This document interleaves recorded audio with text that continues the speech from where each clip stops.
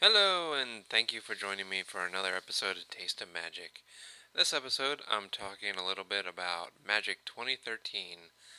There's a lot of new cards that are coming out in 2013, and I am going to talk about the flavor of a few of them. The first thing I wanted to talk about is there's legends in the core sets, which has not happened since Magic 10th edition, and all the 10th edition legends were reprints. This time around, we get completely new legends, one for each color, and each of the legends comes from a specific plane in the multiverse. The first one is Odric, who is from Innistrad. You can tell he has got the Avacyn symbol on his sword, and he's also got a creature, Crusader of Odric. So he's pretty cool. He actually has a story. If you go to the Magic website right now, the new flavor article has a story where he runs into somebody in Innistrad. I don't want to ruin it for you, but it was an interesting read. Other ones that we have are Talran, the Sky Summoner, who's the blue one. He's actually from Chandalar, which is a plane that's never been focused on in a set, but did have a very important place in the Ice Age mythology because during Ice Age, Dominaria, along with a couple of the other planes, were broken off from the rest of the multiverse, and none of the planeswalkers stuck on those planes could get back to the multiverse. But Chandalar is a plane that roams around the multiverse, does not stay in the same place, and they were able to get back to the rest of the multiverse and actually restore Dominaria using it. Another one that we have is Neferox, the Overlord of Grixis.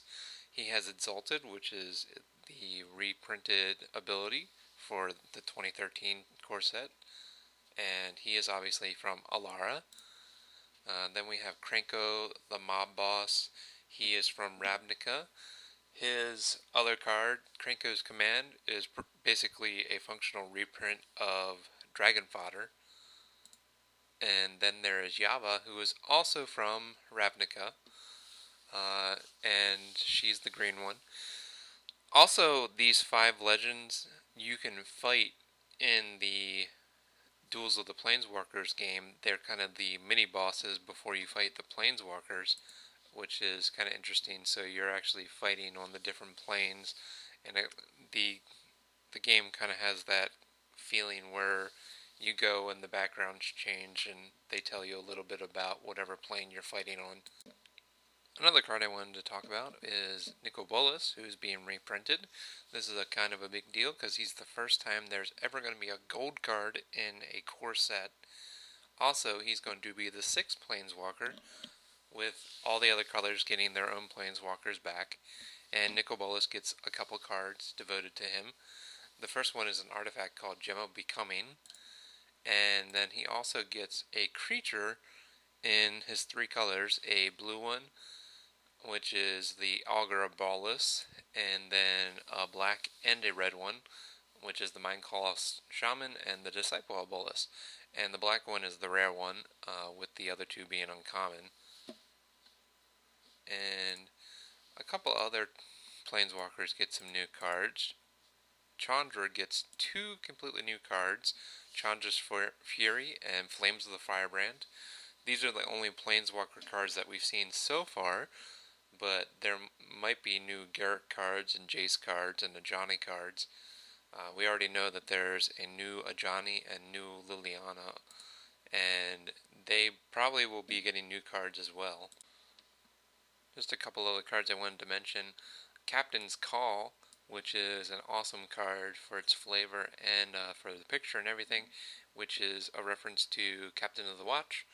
It has the same ability of Captain of the Watch, where you get 3 1/1 soldiers, and the art has the 3 soldiers that are in the background of Captain of the Watch, which is pretty neat. There's also a few new interesting cards. Murder, which is a non-restrictive destroy target creature card, the spell that black has pretty much always wanted.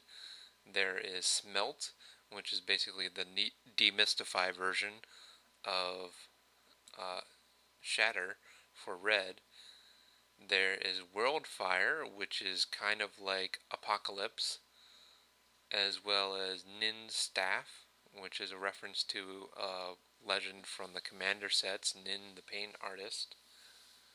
And I also just wanted to say that Trading Post is a really cool card. Flavor-wise, I don't know how effective it will be in play, but flavor-wise, it's really neat. You can trade different things and get different things. You can trade artifacts or cards. You can get 0/1 goats. Another one, there's a new Medusa Gorgon that can turn people to stone. This is similar to the Basalt Golem back in Mirage. And there is a land that lets you get a 4/4 Hellion token. This is interesting. Instead of the normal man lands that the land becomes a land, this one you actually put counters on it and it eventually can sacrifice itself and you can get a 4/4 token. And I just have to say that Sleeping Dragon is got to be my favorite so far. It just reminds me so much of The Hobbit and people sneaking around the Sleeping Dragon.